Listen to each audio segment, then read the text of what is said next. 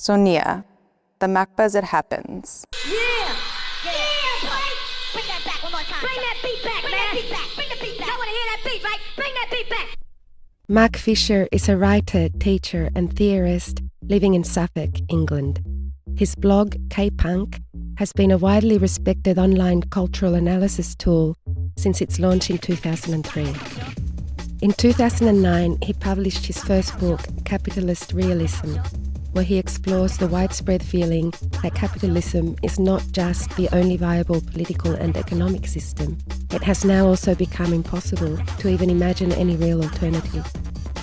Fisher analyses the role of the media, the educational system, the links between neoliberalism and brain chemistry, and what he calls business ontology, in a world in which internment camps coexist with franchise coffee shops. Sunia talks to Mark Fisher about crisis, insurrection, and really existing capitalism. It's a time of opportunity as well as of crisis, or rather, it's a time of opportunity because it's a crisis. Capital has never been weaker in my lifetime, I don't think. In retrospect, I think we can say that the success of neoliberalism was multiply overdetermined. There's very little we could do in that period between 1980 and the bank crisis of 2008. Everything was set up for neoliberal triumph, which they had prepared for.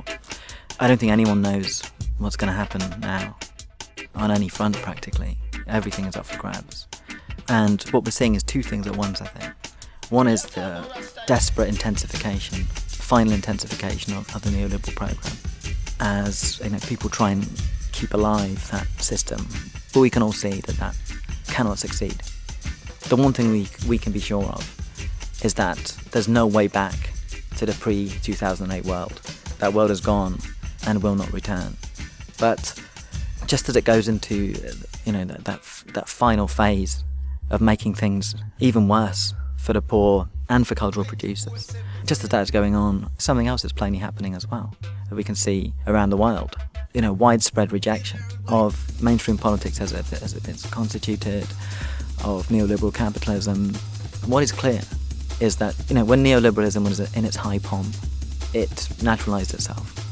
It didn't even appear. It was just a taken for granted set of assumptions. It can't do that anymore. It's forced to literally fight, and that means it is weaker. I think we should be ambitious at this point, and really not concede any territory. It seems, in many respects, that parliamentary politics is decadent, finished, completely in the pocket of business. But it may not look like that in a few years' time, and there's not been an opportunity to change things in that area of culture for a long time. I think we need, as I put it before, strategic optimism. We need to believe that we can win and think that we can win. The notion of capitalist realism. Despite doing these many interviews about and talking about capitalist realism often in public, it remains elusive to define, but nevertheless, I think it is fairly easy for us to identify it. It's difficult to define it because it is more like a diffuse ideological atmosphere that by its very nature suffuses everything. One way to get to it would be that it's a belief that capitalism is the only viable political system. In other words, nothing else is realistic, nothing else could work. Other systems can exist, but they just don't work, partly because they have unrealistic expectations about what human beings can achieve. So there's a built-in kind of there's a built-in implicit kind of pessimism, I think, in this notion of capitalist realism, that it's really the best that we can hope for. It might not be that good, but it's better than anything else. Another way of getting to it is that it's an attitude. It's an attitude of resignation and acceptance in the face of that. Since capitalism's the only game in town, since capitalism has the strongest forces, really all we can do is adapt to it. We'll never be able to overcome it. So the best thing is, if we want to achieve anything, we must format it in terms that capital finds amenable. But what we're dealing with here is the kind of whole psychic infrastructure that is transpersonal and which, expresses itself through individual psychology, but is not reducible to that. And how did this arise? Well, a combination of things. Quite clearly, the fall of the Soviet bloc in 1989 was a major moment. But that, in a way, confirmed trends that were already occurring. is really the synergy of post-Fordism, the capitalist restructuring into post-Fordism, with its attendant mechanisms such as flexibilization, casualization of work, computerization, just-in-time production, globalization. That sort of capitalist restructuring of the economy and work, alongside the neoliberal narrative, and the two coming together with the key figures like Reagan and Thatcher, and that's having the effect of decomposing working class solidarity. As we saw in the UK, just as the miners' union was kind of brutally defeated in a struggle that was as important for its symbolic import as for its kind of immediate logistical effects. Just as that was going on, also workers were increasingly invited to see themselves as consumers and capitalists. The genius move of Margaret Thatcher in the UK to sell off social housing, which immediately positioned the left, which was opposed to it, as being sort of hidebound Stalinist centralizers who wanted to control people's lives and didn't want to give them choice and didn't want to give them autonomy and freedom. I think in many ways the left, certainly in the UK, has never recovered from being outwitted in that way. Part of the issue of capitalist realism is the control of historical narratives. Capitalist realism, the narrative is all history tends ultimately towards capitalism, and modernization means further adaptation towards capitalism. And there's only one direction of history, and it belongs to capital. And we really lost the sense that the left could be modern. So the left became associated really with negative projects of resistance, retrenchment, defence of things which were seen to be being eroded. And whilst that those campaigns were worthwhile, the danger was that they bought into the very narrative of a kind of overwhelming historical tide which one could only try and defend oneself against. We couldn't expect to constitute a counter tide in a way. So I think they're the sort of key contours of capitalist realism. And how this expresses itself is what I call psychic privatization. Neoliberalism and mental illness.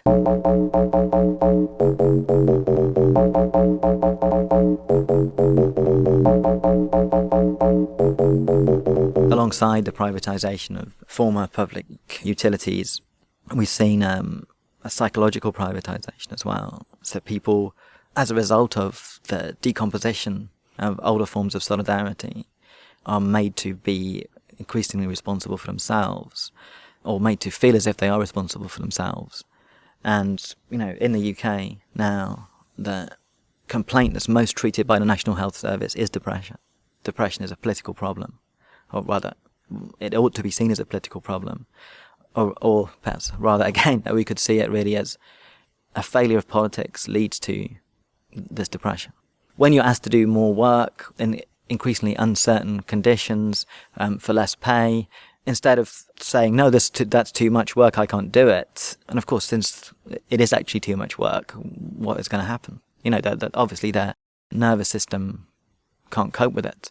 And, one of the results is depression. But instead of going to your trade union to organise about that, you go to your doctor. And, it's a nice loop. Capital makes you sick, and then you go and get antidepressants from a major multinational pharmaceutical company in order to make you better.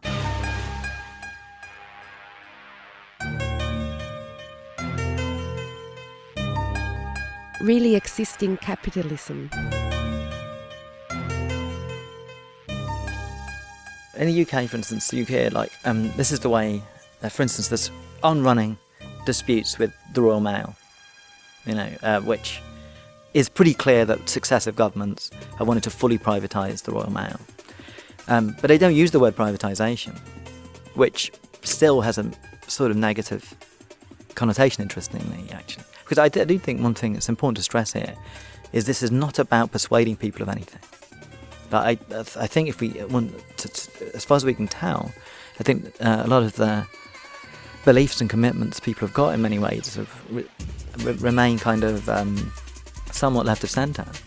It's more about composing forces which seem to be irresistible. So even if people themselves think privatisation is not a good thing, they still go along with it because they think everyone else believes that it is. With the Royal Mail, they don't use the word privatisation in the media. The media collude then with the bosses in calling it modernisation. Who can win that? The postal workers are opposed to modernisation. This is the way the story goes. They're not opposed to modernisation, they're just opposed to privatisation. Just this use of the word modernisation, I think, to mean neoliberalisation is really sort of widespread in the UK, particularly when it comes to sort of labour disputes, really. The word union has been successfully turned into an insult. With the new Labour leader who was hopeless, but nevertheless, the media propaganda was, he's the union's man, he's been given his position because of, the union influence. It's quite astonishing that this negative view of unions persists in a world where, the one thing that we can say is that it's pretty clear that the mess that the UK was in and was not caused by trade unions. Yet the demonisation of unions still persists. And, partly persists because of this successful sort of meme that unions are sort of anti-modernisers, stuck in the past. In a way, capitalist realism is just a word for Blairism. Because, one can assume that, the neoliberal right, of course, are capitalist realists. That's not... It's just what they do. It's really the acquiescence of the left to the view that business must be propitiated. That's the real moment of capitalist realism, which I think, New Labour was the world brand leader in that acquiescence, really. Education. I don't think I really knew what New Labour was until I was working in further education, where you could see what the New Labour culture meant, which was this introduction of bureaucratic surveillance mechanisms and brought in from business. Hypermanagerialism, quality management. So management would bring in this latest swathe of bureaucratic requirements, 40-page logbook we were now required to fill in. But here's where the sort of echoes of Stalinism became really clear, because it's the cynicism of the management when they would bring these things in. They would say, okay, you've got to fill in this 40, 50-page logbook now. But, I don't really think it's that good an idea, but this is what we have to do. I think that's where I first started to grasp what capitalist realism was. These managers themselves were not neoliberals at all, and definitely didn't see themselves as neoliberals, but who were completely, without such people, the neoliberal project couldn't have continued. There's that curious mixture of the emphasis on kind of market and bureaucracy. The story we're told is that bureaucracy's old, this is part of the old Stalinist world, we've got rid of that now. But of course the reality of working education and under Blairism was that as a teacher you were required to do far more bureaucracy than ever was the case in these, in the old days of centralising social democracy, so-called. And this is utterly perverse. And the thing is, what is this all about? What is this really for? Of course, ostensibly, the purpose is to improve our performance as teachers. But actually, the very fact you're doing it, the very fact you're devoting energy to this relentless surveillance apparatus means that you're not doing what you ought to be doing, or what one would think you ought to be doing. But of course, the real purpose of it has nothing to do with improving performance or efficiency of teachers. It's to do with producing a certain kind of anxiety. And beyond that, the whole attempt of business to colonize all areas of culture is really an attempt to close off any use of time that is contrary to the imperatives of business, really. It's partly because in that time, alternatives can appear. Social imagination can happen. It's pretty clear that the role of neoliberalism, that what it aims to do is to keep workers in a state of constant stress and agitation. Then, they can't organise, they can't show solidarity. Education was, it was an ambivalent space. In one way it was there for, simply the reproduction of capital, reproduction of labour, etc., training. But quite clearly something else could also happen in education. The spaces of thought, imagination, etc., which went beyond the demands of business. And I think that what we're seeing now then, as I was saying, is the intensification of the destruction of that other time. All they want is no trace of that other time left at all. What happens when you do that? What happens when you have got a population in a state of constantly agitated stress? When you are sitting producing, 50, 60-page logbooks, which no one is interested in reading, which don't improve anyone's performance in any way. And when this is replicated across the whole of a culture, when you have people, in other words, engaged in this massive simulation of activity, the end of which is basically the production of PR, public relations. Again, another echo of Stalinism. It's not what things do and their function or their use for enjoyment that matters. It's their appearance. It's their appearance that matters. That then leads to this crisis of culture, I think, where there isn't this time or space or energy that culture needs. So what we've got is this inertial, repetitive, homogenous, standardized, very slowed down culture. To me, it's become increasingly clear why that's the case. If you haven't got people at art school who, instead of doing their proper course, are experimenting with music or whatever, if you haven't got people who can afford to live on unemployment benefit for a while, so that they can, experiment with cultural production, if all of these areas are gradually closed off, then culture dies. In the UK, we can see that. It's very evident in popular culture and popular music in particular. Popular music was indirectly funded by public bodies, really. And when that funding is removed, the music is rubbish, and the whole of culture comes pastiche. That's the situation that we're in now, and they want to make it worse. But this leads then to this quite different situation, I think, which up till 2008, which was capital's a victim of its own success in the sense that what does it feed off? If it successfully colonized everything, where is the exteriority which it can incorporate and convert? I think it's got that problem in a different way now. But it's very clear before 2008 that a world completely dominated by capital was also a problem for capital. There's a very idealized version of capitalism where it is dynamic, where private providers are always better than public services. Capitalism is always efficient, etc., which we, not only the capitalists, as it were, which we accept that kind of at some level, I think. We think, yeah, that's the capitalist. But it's completely at odds with our actual experience of the capitalist world. What sums up really existing capitalism better than the call centre? People are universally dissatisfied with. Yet strangely, this universal dissatisfaction doesn't translate into an idea that actually capitalism isn't that efficient, really. Under the influence of Nick Land. It's quite interesting that it took, really over a decade for his work to emerge.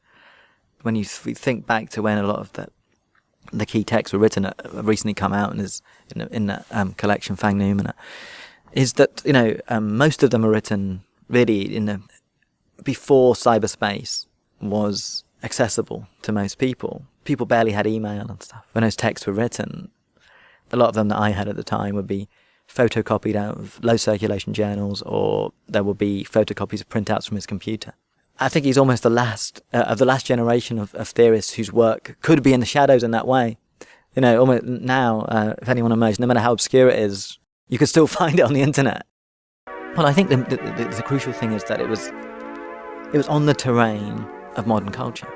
What's interesting about Nick Land's writing was its flatness with a lot of the most exciting culture of the 90s.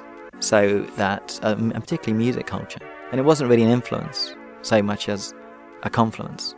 When you read Nick Land's texts, it was as if, you were hearing what you could feel from jungle or techno music transcoded into a kind of a theoretical form.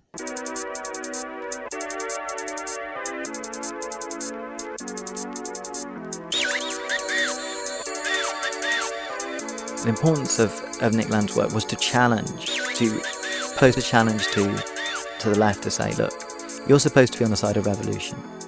Why are you just into resisting, obstructing, blocking things all the time? The real energy for change and dynamism in the world comes from capital, not from you lot. That challenge is really a crucial one, actually. And, that unless the left can rise to that challenge, it will really struggle. Unless the left can be as modern and dynamic as capital. Unless post-capitalism can make sense as something which can exceed capital, as something which can involve technology, artificial intelligence, etc. I think unless that's the case, then Nick Land will be proved right. And that even if capitalism wins, it wins as a reactionary force. It wins as a reactionary force that would want to retard techno-social development to a pre-capitalist phase. That provocation is an important one, and I don't think we've yet dealt with it. The level of political aesthetics, I think, if nothing else, a lot of anti-capitalism does appear to be reactionary, anti-technological, etc., etc. If we question many of the people involved, they wouldn't have those commitments. Nevertheless, political aesthetics are important, and design, image, etc. are important. We need to be able to compete on the terrain that Land laid out, which is the terrain of the modern world, and desire is the important element there. I think a lot of underlying capitalist realism is the idea that it's desire that will destroy any other system. The serpent of desire will erupt from any system that isn't capitalism and will convert it into capitalism eventually. So I think it's important again to rise to the challenge posed by those Nick Land texts, that the left can't be just about moralising. There must be a libidinal dimension to it. And we must be able to say that, a post-capitalist society is more desirable than a capitalist one. Cybernetic Culture Research Unit, the project that never was. It never had any formal existence, and the University of Warwick denied it, that it had any institutional basis whatsoever. But of course, it did produce stuff for a number of years, 4 or 5 years, I guess. The idea was to bring together cultural theory with a focus on digital culture, what we then thought was digital culture. And really, I guess, as an alternative to the dominant California models. And I think the key encounter in many ways was between William Gibson on the one hand and British dance music of the 90s. For the CCRU, it was things like, jungle. That was what cyberculture was, fundamentally. Very different from that sort of wired Californian take on things, I think, really, because of the centrality of music, or of, sonic intensities, I think. So it was to create that, or rather to reflect, to engineer that encounter between theory, fiction, and culture. We didn't really produce that much. There was a series of pamphlets called Abstract Culture, and a number of events, including an event called Afro Futures, which we held at Warwick with Kojo Eshan, who worked a lot alongside the CCRU. It was very much based on Nick Land's sort of rogue take on Deleuze and Guattari, really. What he produced was a kind of cyber-gothic remix of Deleuze and Guattari. We took out all of the elements he didn't like, such as the Marxism or autonomism. Another interesting thing about it was that it was a different take on what cyberpunk was. I mean, cyberpunk was already an old term, of course, by the mid-90s. And, it had the set of cliched associations of, leather jackets, mirror shades, this kind of thing. Whereas what Nick Land and Sadie Plant, who was also involved, was actually the founding figure of the CCRU. What they took seriously was the idea of cyberpunk as a description of a mode of cultural production. What cybernetic technologies made available was, newly autonomous forms of cultural production. Just things which we utterly take for granted now, that, if you've got a sampler, you've got the whole history of recorded music at your fingertips, that kind of thing. You don't need recording studios, expensive musicians, etc., etc. The street has its own uses for things. There's another often used phrase from William Gibson that was a lot around and was circulated in the CCRU. Insurrection and the London riots. One has to be fully ambivalent about the riots. I mean, in that, it's easy to celebrate them from a distance. It wasn't as if they were victimless. It was horrific for people who had their houses burnt from under them, and etc., etc. Yet at the same time, it's hard not to feel a certain exhilaration, if only on the level of at least people, the most excluded people in society, weren't just taken anymore. There's massive anger about financial capital. But I mean, I think the question is to what degree of crossover is there between the people who are rioting and the Occupy movement, etc., etc. I mean, it's clear that the riots had a revolutionary violence that the Occupy movement doesn't have, and it's partly because they brought actual fear, an actual threat to the social fabric. They have that revolutionary violence, but they don't have a revolutionary project. There doesn't seem to be a political project there, which isn't to say that one couldn't emerge. It's somehow a question of working with that discontent, making the connections between the people who feel so excluded that they're willing to risk everything, making a connection between those people and the widespread discontent amongst other areas of society. And I think this, what we saw with the student militancy at the end of 2010, particularly with the so-called EMA kids, who were the age group that I used to teach, actually, 16 to 18, and many of them non-white, they getting involved with the student protests meant that this was quite clearly not the familiar demographic of student militancy. I mean, it's one of the ways that the media tried to manage it, is trying to say, oh, look, it's these privileged rich kids moaning about the fact that their privileges have been taken away from them. But I think what we can see is a situation in which practically everybody is precarious now. Practically everybody is precarious. So that there is at some level a commonality between cultural workers in the underclass. And I think the task is to synthesize the discontent from those groups, really unite the precarious, because, most of us are precarious. And we don't want to be precarious. Not in that way. Not in the way that we're forced to be.